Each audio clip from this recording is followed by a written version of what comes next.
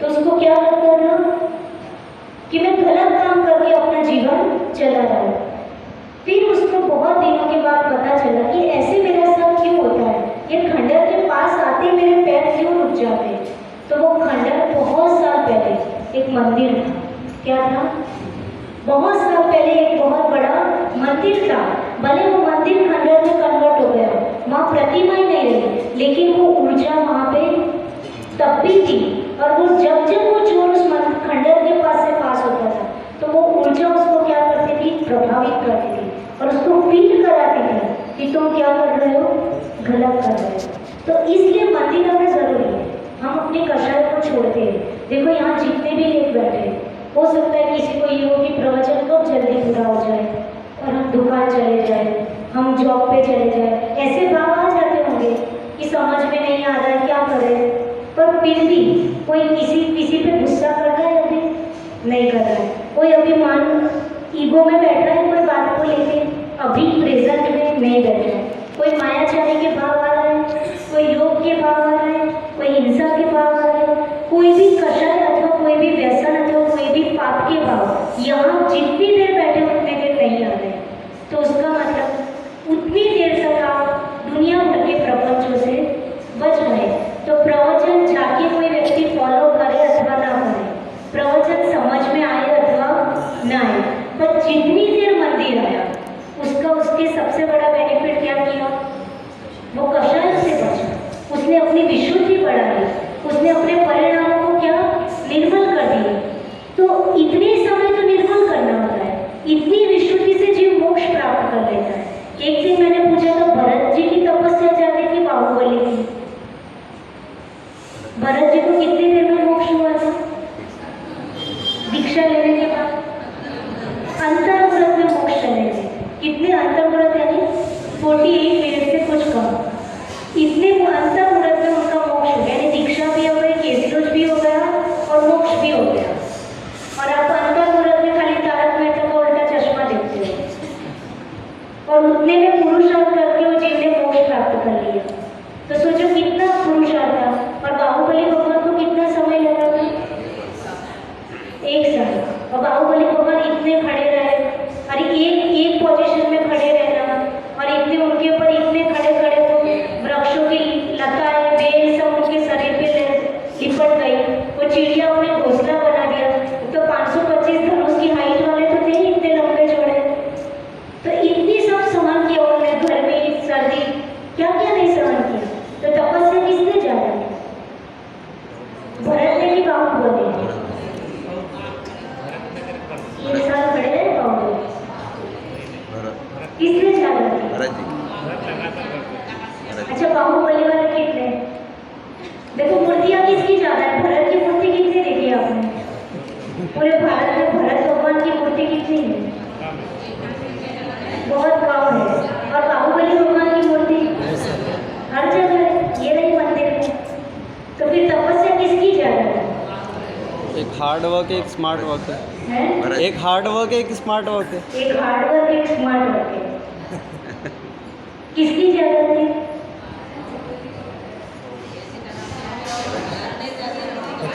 देखो हमको सिर्फ बाहर का देखने की आदत है। हम यही देखते हैं कि बाहुबली भगवान ने कितनी बड़ी तपस्या की, 1 साल एक पोजीशन में खड़े रहे। अपन क्या देखते हैं? एक पोजीशन में खड़े रहे, इतना कष्ट सहन किया, इतनी ठंडी गर्मी क्या क्या नहीं सहन कर, चिड़िया ने घोंसला बना दिया तो भी उन्होंने आँख तक नहीं खोली। इतनी बड़ी तपस्या की। तो हम किसकी मूर्तियाँ ज्यादा बनाते हैं? बाहुबली की। और भरत भगवान की बनाते हैं। कई लोगों को तो आज पता चला कि भरत भी मोक्ष गए।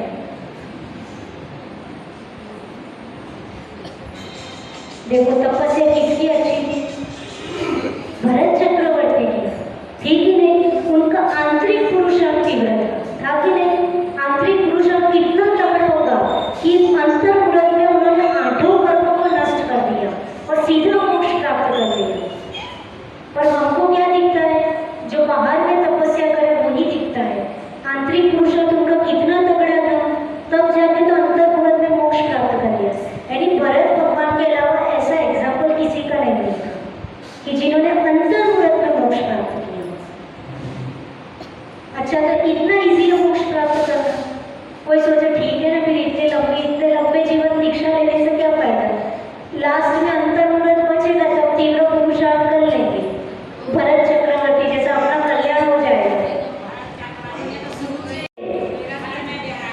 अच्छा घर में वैरागी थे, 96,000 रानियों को भोगते थे और आप लोग घर में वैरागी थे।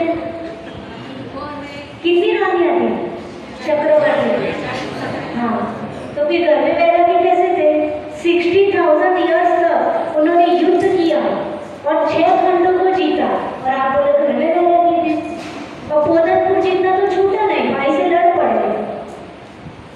पोदनपुर का इश्यू था ना कि पोदनपुर बाहुबली के एरिया था, यानी बाहुबली को पोदनपुर का राज्य आदिनाथ भगवान ने दिया था। तो बाहुबली ने बोला कि मेरे पिताजी देके गए थे तो मैं तुमको क्यों दे दूं? और वो चक्रवर्ती था, उसने बोला 6 खंड के राजा मेरे अंडर में हो गए तो तुम्हें भी मेरे अंडर में होना पड़ेगा। और चक्रवर्ती का नियम होता है कि वो 6 खंड का अधिपति होता है, हर एक राजा उनके अंडर में होता है। तो सब तो मान लेते पर करके ही नहीं मानते, ऐसा होता है। तो भरत चक्रवर्ती अरे बाहुबली नहीं माना कि पापा ने दिया है, मैं क्यों तुम्हारे अंडर में हूँ? तो वो बोले राज्य मैं तुम्हें ही दे दूंगा पर एक बार तुम्हें मेरी अधीनता स्वीकार करनी पड़ेगी क्योंकि मैं चक्रवर्ती हूँ। ईगो था ही नहीं, तो फिर घर में रह के कैसे थे? किसी ने बोला, हमने भी बोला। हमारी आदत क्या है, कहीं किसी ने बोल दिया तो हमने भी उसको रिपीट करना शुरू कर दिया। तो ऐसे कोई घर में वैरागी नहीं थी। उनको घर में वैरागी किस अपेक्षा से कहा है कि वो 6 खंड का मैनेजमेंट करते थे पर वो नियम से अभिषेक करते थे, पूजन करते थे और आहार दान देने के बाद ही वो अपना भोजन करते थे। ऐसा भट्टेश वैभव में वर्णन मिलता है। जिस दिन वो साधु को आहार दान नहीं दे पाते थे तो वो ये सोचते थे कि मेरी इतनी बड़ी संपदा किस काम की कि आज मैं अपने हाथ से साधु को दान नहीं दे पाया, आहार दान नहीं दे पाया, तो मेरी संपत्ति क्या है, राम जैसी है। ऐसी उनको ग्लानि होती थी अपने मन में। तो थोड़ा टाइम मिलता था मैनेज करते करते तो वो खूब ध्यान करते थे। क्या करते थे? आत्मचिंतन करते थे, ध्यान करते थे। ऐसा मैंने उस दिन परसों नरसों बताया था नौका नगर में कि एक बार उनकी जो पट रानी थी, भट्टेश वैभव में ऐसा उल्लेख मिलता है, उनकी पट रानी थी, वो उनको भोजन परोस रही थी।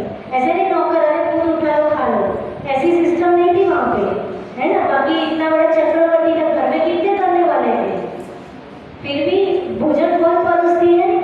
पट रानी। तो भोजन पट रानी परोसती थी। और जब खीर थी, खीर क्या हो गई थी? गर्म हो गई थी। तो खीर गर्म थी तो गर्म गर्म कैसे खाया जाए? तो वो ठंडी करने लगी, कोई बर्तन में ऐसे फैला के ठंडी करने लगी। तो टाइम वेस्ट हो रहा था तो चक्रवर्ती आंख बंद करके क्या करने लगे? ना टाइम तो मिलता नहीं था, जो मिलता था उसका यूटिलाइज करते थे। तो आंख बंद करके ध्यान करने लगे। अब ध्यान में उनका मन लग गया तो खीर उतनी देर में हो गई नॉर्मल। तो पट रानी देख रही थी तो ध्यान कर रहे, डिस्टर्ब कैसे करें? तो थोड़ी देर के बाद क्या हुआ? ध्यान का विसर्जन हुआ और उसके बाद उसने खीर परोसी। तो ऐसे बहुत सारे एग्जाम्पल मिलते हैं कि उनको थोड़ा समय भी मिलता था तो वो बहुत आत्मचिंतन करते थे। भरत चक्रवर्ती इस अपेक्षा से उनको क्या हो गया कि इतने सब कुछ चक्रवर्ती के ठाट बाट में रहते हुए भी वो क्या थे? वैरागी। पर ऐसे कोई वैरागी नहीं थे। आप भी इतने, तो आप भी तो अपना घर छोड़ के इधर आए, है ना, दुकान ऑफिस सब छोड़ के इधर बैठते हो, तो इतना वैरागी तो आप में भी है। पर ऐसा क्या हुआ अंतर्मुंडक में, उन्होंने ऐसा क्या किया कि अंतर्मुंडक में वो मोक्ष प्राप्त कर लिया? तो क्या उस भाव का पुरुषार्थ था? पुरुषार्थ उस भाव का नहीं था, अनंत भावों का पुरुषार्थ था। कई जन्मों में वो मुनि बने और मुनि पद से तपस्या कर करके इतनी प्रैक्टिस उनकी पावरफुल थी कि जब उसको जैसे कोई चीज होती है उसको क्या चिंगारी की जरूरत होती है, चिंगारी मिलती है वो क्या जल उठती है, थोड़ी सी चिंगारी मिल जाए, जैसे होता है ना कोई व्यक्ति गुस्सा वाला होता है और उसके सामने थोड़ी सी बात ऐसे छेड़ दो तो अब क्या हो जाएगा? पता है इसका नेचर गुस्से वाला है, माहौल बिगड़ना है तो क्या करो? कोई ऐसी उल्टी सुल्टी बात थोड़ी सी बोल के आ जाए और वो आग बबूला हो जाएगा। ऐसे व्यक्ति को जैसे चिंगारी की जरूरत होती है, वैसे उनका पुरुषार्थ उस भाव का नहीं था, खाली अनंत भाव का पुरुषार्थ था। किसका? भरत चक्रवर्ती। आपको यही दिखता है, देखो अंतर्गत में मोक्ष होता है। यानी कल जो आपने समझा था ना कि हमको क्या देखने की आदत है? प्रेजेंट की पर्याय। हम सारा डिसीजन किसको देख के लेते हैं? प्रेजेंट की पर्याय को देख के लेते हैं। पुण्यात्मा तो प्रेजेंट की पर्याय भाई बहुत अभिषेक करता है, बहुत बोलिया लेता है, वो देख के हम क्या बोलते थे धर्मात्मा है। तो कोई मंदिर में आता है उसको क्या बोलते हैं पापी है। तो हमारा सारा डिसीजन प्रेजेंट की पर्याय को देख के। ऐसे कई जीव होते जो कभी मंदिर नहीं आते और गलती से एक बार प्रवचन में आ जाते और ऐसी कोई बात उनको फील हो जाती है और वो साधु बन जाते हैं। जो रोज पोथी पढ़ना पड़ते हैं वो कभी साधु नहीं बन पाए। विद्वान पंडित जिंदगी भर उपदेश देते रह गए, जिंदगी भर शास्त्र लेखन करते रह गए, पर उनके दीक्षा के भाव नहीं बन पाए। क्यों चारित्र नहीं धारण कर पाए? क्यों नहीं धारण कर पाए? अकेला पढ़ने से भी कुछ नहीं होता, उसके बाद चिंतन भी करना होता है, संसार की असरता भी समझ में आनी होती है, तब जाके आगे का पुरुषार्थ हो पाता है। आया समझ में? तो चक्रवर्ती भरत चक्रवर्ती ने अंतर्मुख में जरूर मोक्ष प्राप्त किया था, लेकिन भवो का पुरुषार्थ था उस पर्याय में खाली वो क्या हो गया चिंगारी का काम कर गया और वो उनका जो पुरुषार्थ था वो क्या हो गया वहां पर सफल हो गया, मोक्ष प्राप्त कर लिया। तो हमारी जर्नी कब एंड होगी? कभी हम उसको नहीं सोचते कि आत्मा इतने लंबे समय से जर्नी पर है तो वो कब एंड होगी। पर इतना ज्ञान हम जैन कुल में जन्मे तो हमको बचपन से ही, और बचपन से सब इतना तो सुना ही देते हैं कि जैन कुल में जन्मे हैं और इसी पर्याय इसी रत्नत्रय मोक्ष मार्ग पर आके ही एक दिन मोक्ष मिलेगा। इस मार्ग में आए बिना कभी भी मोक्ष नहीं मिलेगा।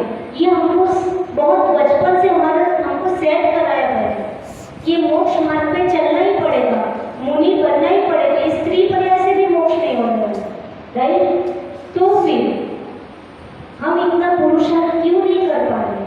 सब कुछ जान रहे हो, मेरे से अच्छा जानते हो कई लोग जिसकी बहुत बड़ी उम्र है, जिन्होंने अभी तक कितने सारे ग्रंथ पढ़े होंगे, बहुत स्वाध्याय करे होंगे, लेकिन वो पुरुषार्थ क्यों जागृत नहीं हो पाता है? पूर्व के पढ़े हुए संस्कार यानी हम कितने इजी बन जाते हैं। हम पुरुषार्थ नहीं कर पा रहे तो हमने सारा ब्लेम कर्मों पे डाल दिया।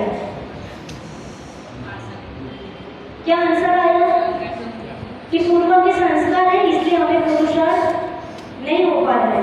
तो हमने अपना पुरुषार्थ नहीं कर पा रहे, उसका ब्लेम किस पे डाल दिया?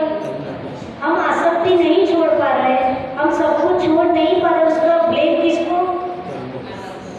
कर्मों। ऐसे तो हर बार ब्लेम डालते रहो तो क्या जर्नी कभी एंड होगी?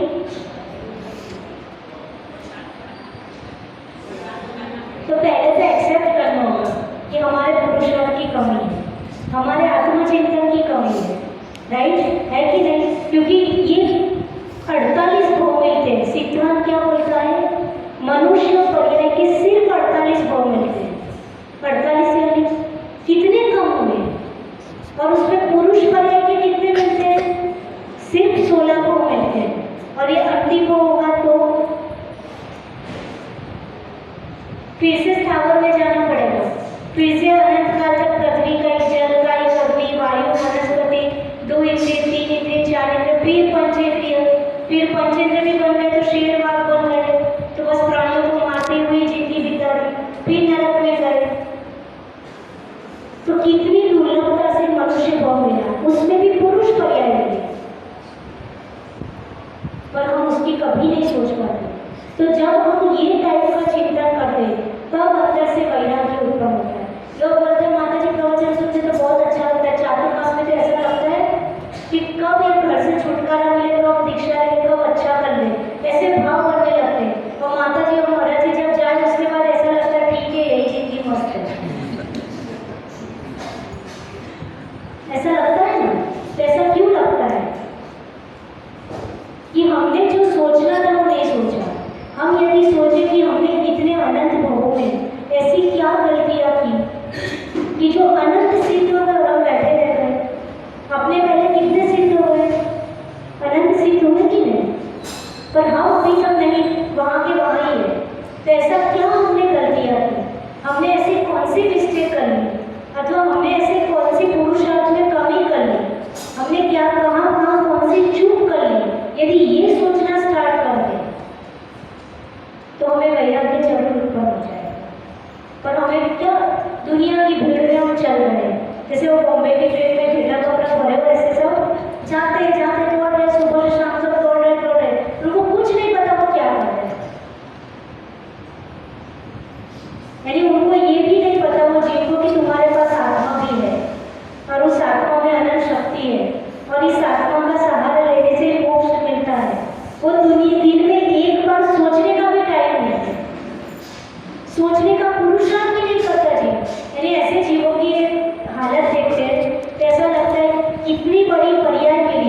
और कितनी पुरुषार्थ से मिली है, पर वो जीव को कोई वैल्यू नहीं उसकी, बस लगा है दुनिया की भाग दौड़।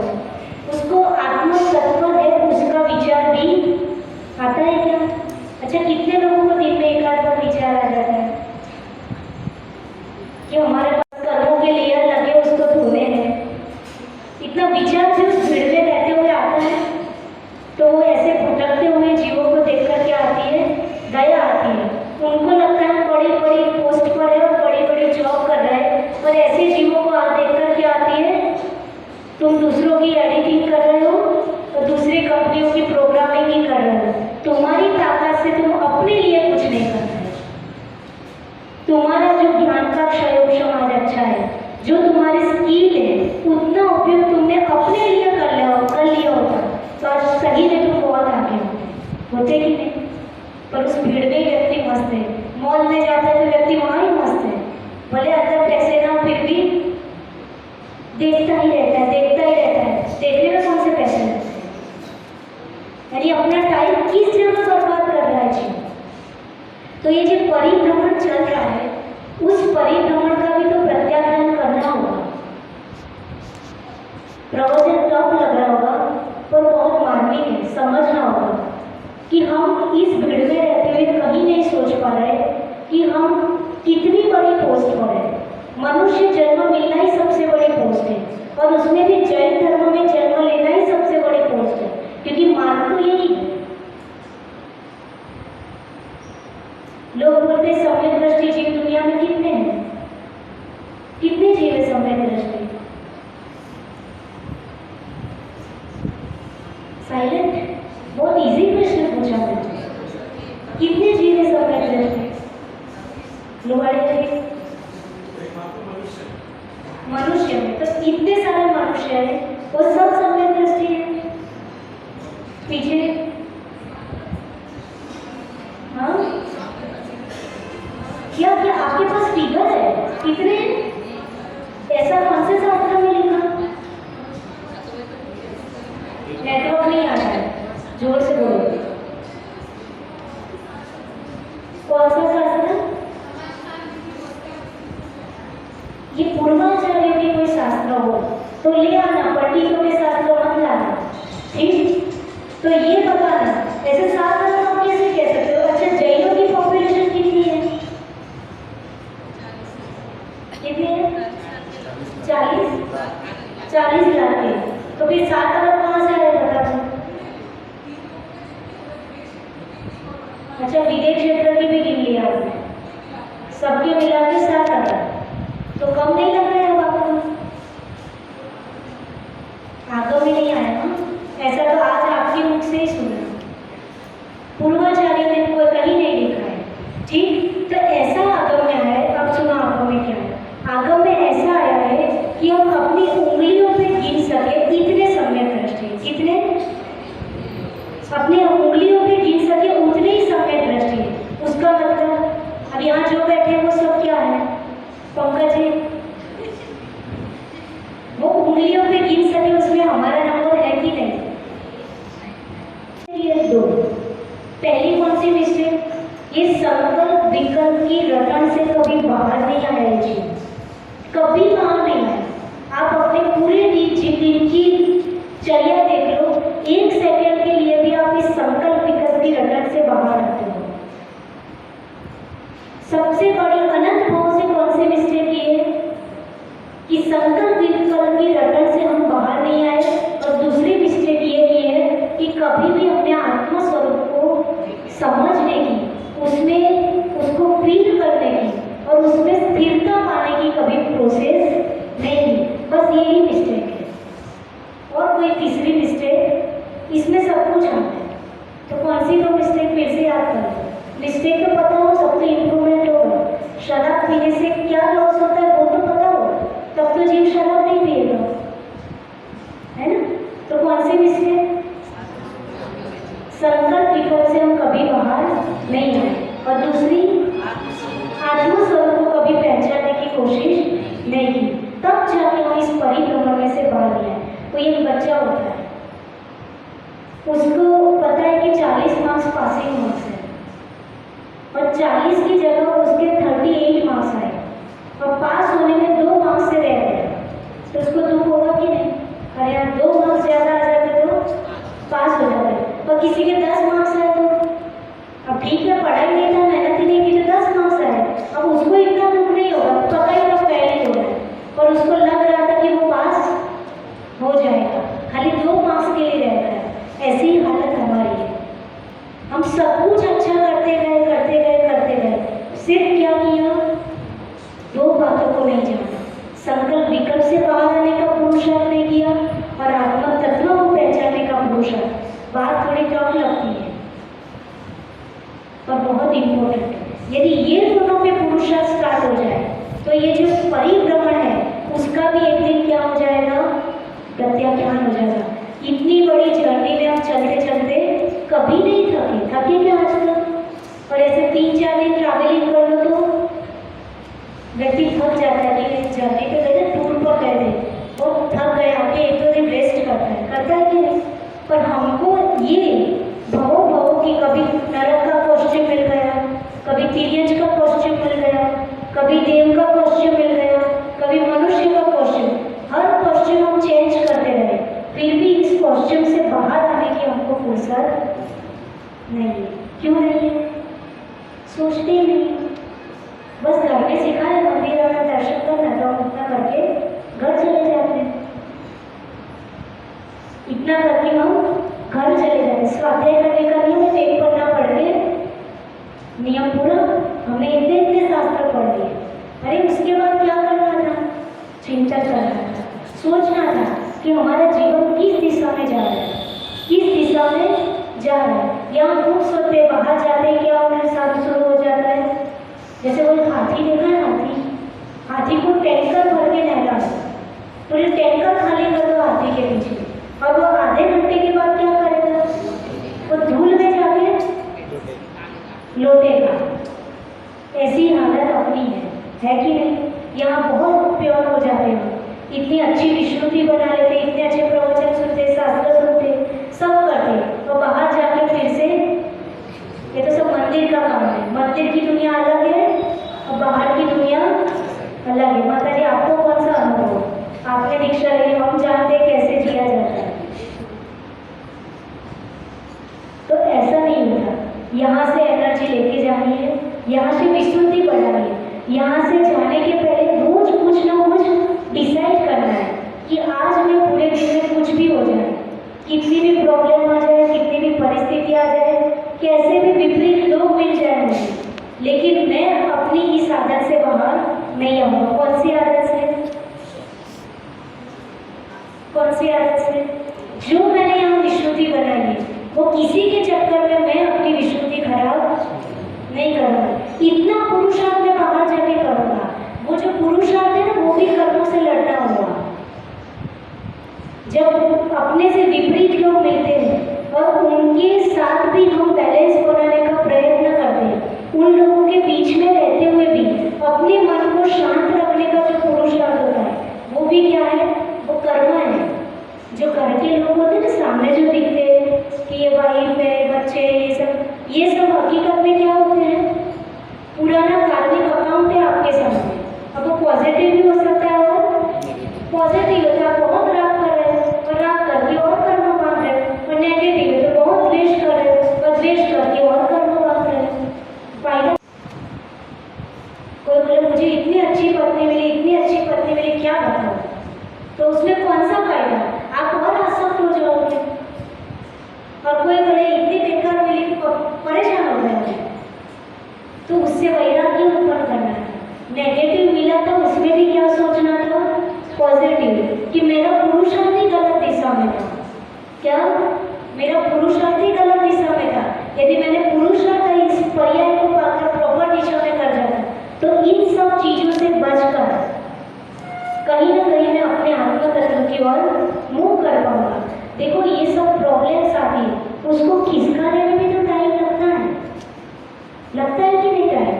अपन सोचते हैं हम अच्छा करें, पर जीवन में रहते रहते प्रॉब्लम आती है। प्रॉब्लम क्यों आती है? क्योंकि पुराना कर्म है। कर्म किया किसने था? अपन ने किया था। कभी ना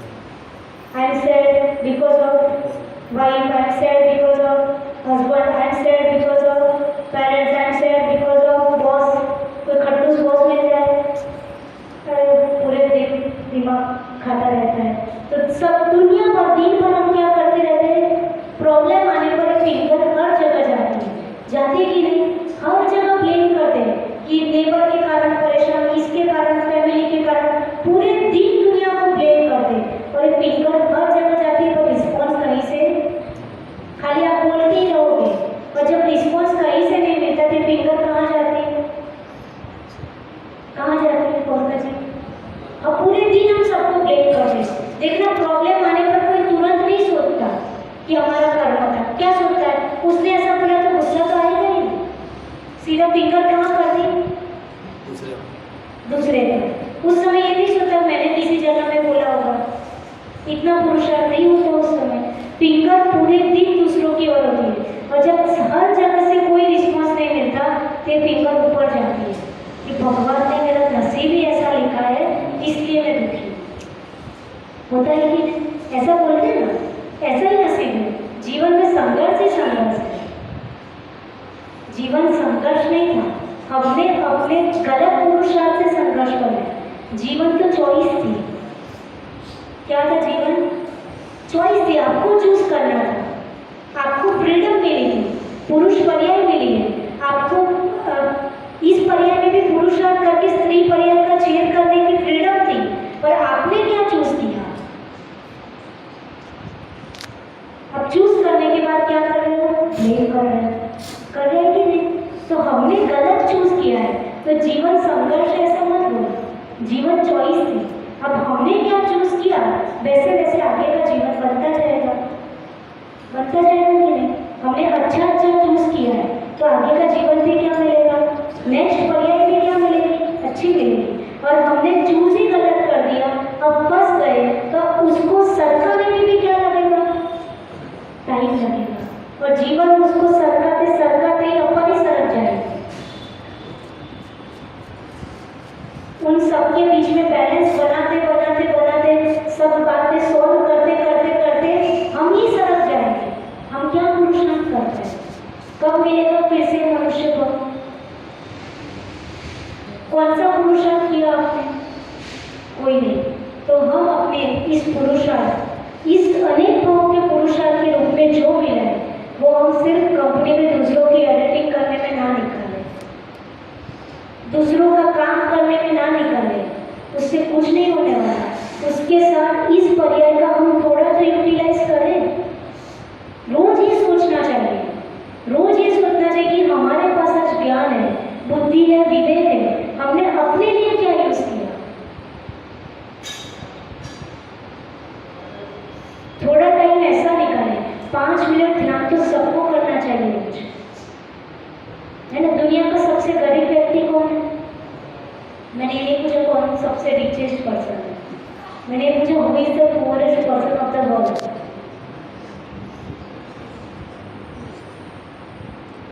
अविनाश भैया, गरीब व्यक्ति कौन है? वही रिचेस्ट पर्सन तो बोला अंबानी बोलते हो, सब बोलते हैं। तो मैंने पुअरेस्ट पूछा, who is the poorest person of the world? जिसके पास पैसे नहीं। बहुत अच्छा है। The person who does not spend time for himself, जो अपने लिए सोचने के लिए 1 मिनट भी नहीं निकालता, वो दुनिया का सबसे गरीब व्यक्ति है। आपको सब कुछ मिला, ज्ञान मिला, बुद्धि मिली, और फिर भी विवेक मिला, कहने वाले समझाने वाले लोग भी मिल गए, फिर भी हमने 1 मिनट, 5 मिनट, 24 घंटे में अपने लिए पुरुषार्थ नहीं किया कि हम कहाँ जा रहे हैं, क्या कर रहे हैं, कहाँ जाना चाहिए, किस तरह हम अपने परिभ्रमण का प्रत्याख्यान कर पाएंगे। इतना पुरुषार्थ में कुछ भी हम आगे बढ़े, 1% भी आगे बढ़े, यदि इतना सोचना शुरू हो जाए तो जीवन क्या हो जाएगा? अच्छा हो जाएगा। हम 2 ही चीज़ नहीं सोचते, बाकी बीच का सब काम करते हैं। हाउ टू लिव, लोग art of the living classes, seminars, बड़े बड़े ऑडिटोरियम में अच्छी खासी फीस देकर क्या सीखने जाते हैं? बढ़िया एसी चल रही है, अच्छे से समझा रहे हैं, इतनी टेक्नोलॉजी है वहाँ पर, जिस लैंग्वेज में समझना बटन प्रेस कर दो, समझ लो, सब समझने जा रहे हैं, तो बेसिक नहीं समझते। और एंड बेसिक नहीं पता, स्टार्टिंग नहीं पता, एंड नहीं पता, और बीच के सारे काम कर रहे हैं। स्टार्टिंग क्या था? देखो, टीचर ने हमको सिखाया कैसे पढ़ना चाहिए, कोचिंग क्लास में हम पढ़ना सीख गए, है ना? मम्मी पापा ने कैसे चलना चाहिए, कैसे बैठना चाहिए, सब सिखा दिया, ठीक। पर एक चीज़ किसी पेरेंट्स ने बच्चों को नहीं सिखाई, किसी टीचर ने नहीं सिखाई, किसी यूनिवर्सिटी ने नहीं सिखाई, वो सिर्फ जैनिज्म ने सिखाई। कौन सी चीज़?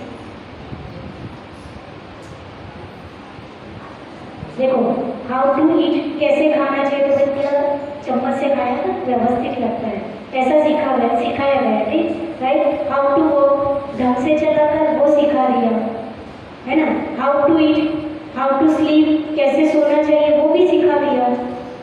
व्हेन टू ईट, कब खाना चाहिए वो भी सिखा दिया। व्हाट टू ईट, क्या खाना चाहिए वो भी सिखा दिया। सारी चीज़ें सिखाई, पर बेसिक नहीं सिखाया। हाउ टू थिंक, कैसे सोचना चाहिए। कभी कोई घर में ऐसे पेरेंट्स कभी क्लास लेके बैठे कि बेटा देखो ऐसी परिस्थिति आ जाए तो ऐसा सोचना चाहिए। अभी क्या सिखाया जाता, उसने तुम्हें क्या सुना है ना, एक बात सुना, तुम 4 बात ये बोल के नहीं आ सकते थे क्या, ऐसा पेरेंट्स सिखाते। क्या सिखाते, उसने तुम्हें इतना सुना है तुम शांत रह गए, 1 नंबर का बहुत हो, उसको 4 जवाब दे के आना था, ऐसे सुन के थोड़ी आना पड़ता है, ऐसा सहन थोड़ी करना होता है, सुना के आना चाहिए। ये क्या सिखाया जा रहा है, ऐसा ही सिखाते हो, कैसे जवाब देना, कैसे बोलना। किसी ने अच्छे से कभी कोई यूनिवर्सिटी में किसी कोचिंग क्लास में सिखाया कैसे सोचना, ये जैनिज्म सिखाता है।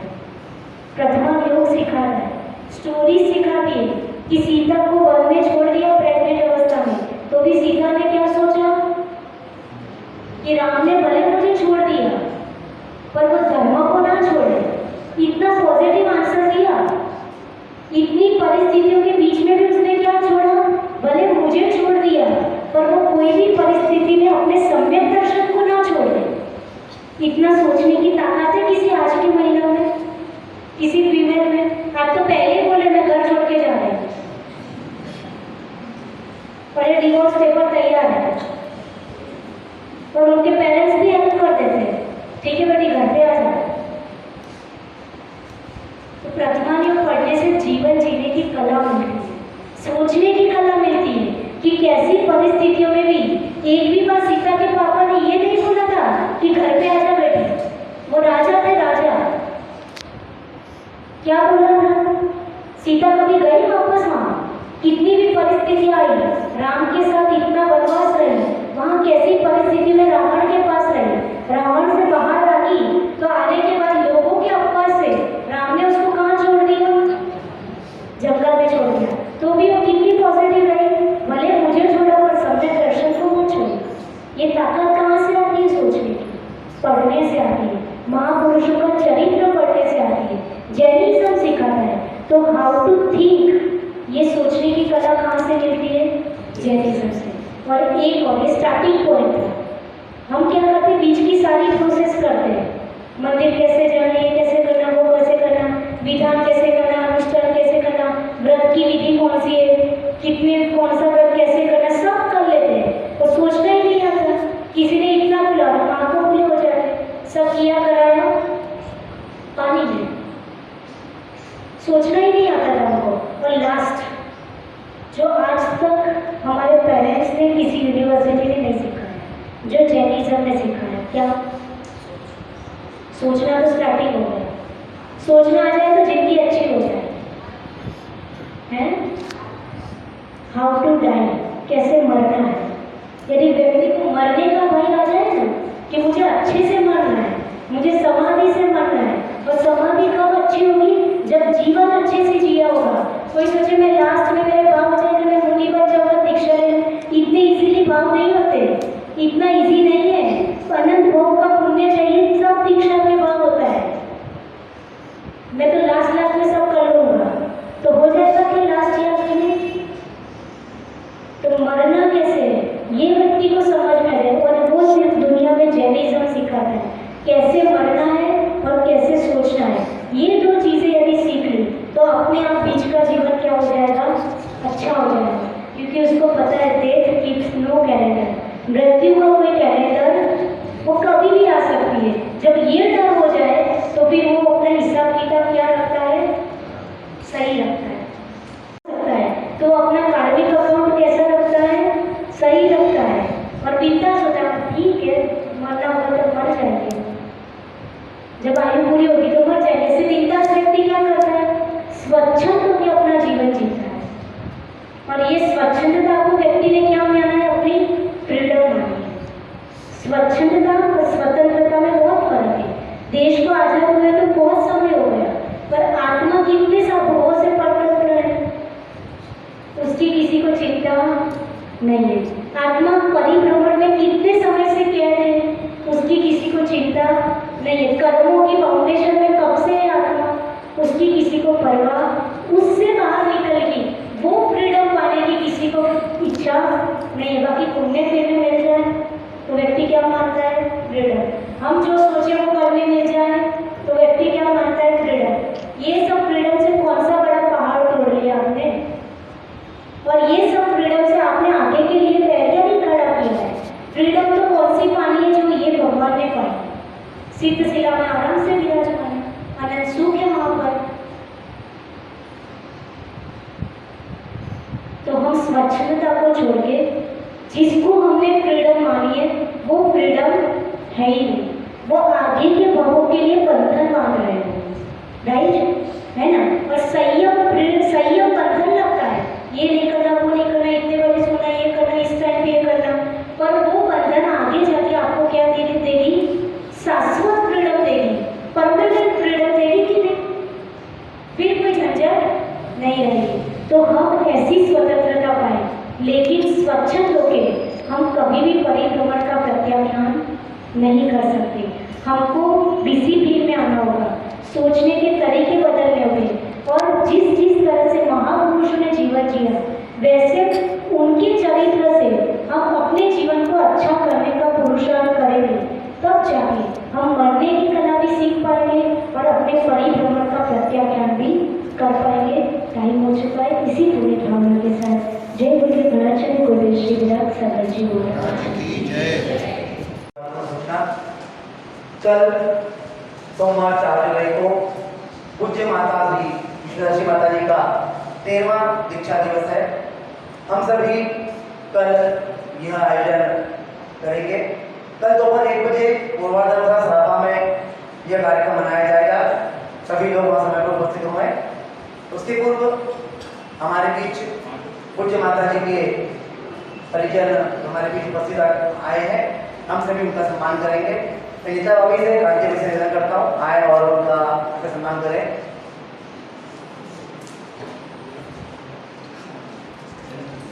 मुंबई से हमारे बीच उपस्थित हैं पूज्य माता जी गृहस्थ जीवन की बुआ जी श्रीमती मीना बहन जी शाह भी आए, और पूज्य माता जी के गृहस्थ जीवन के भाई पार्थ शाह और भाभी जी श्रीमती कपिल शाह जी भी आए और यहाँ सम्मान स्वीकार करें।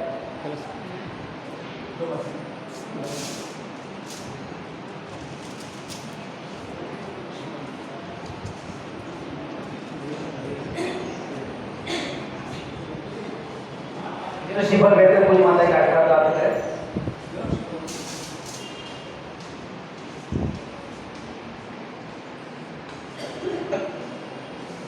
चाची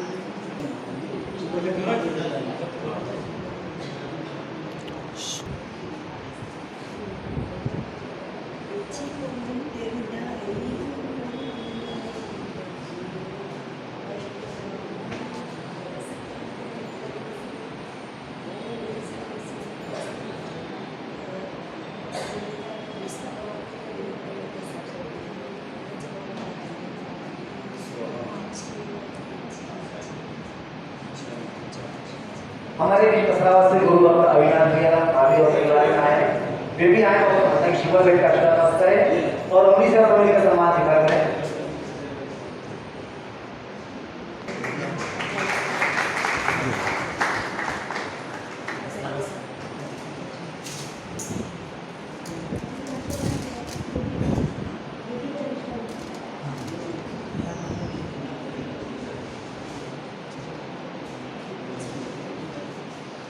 सभी लोग हमारे से कर जाए।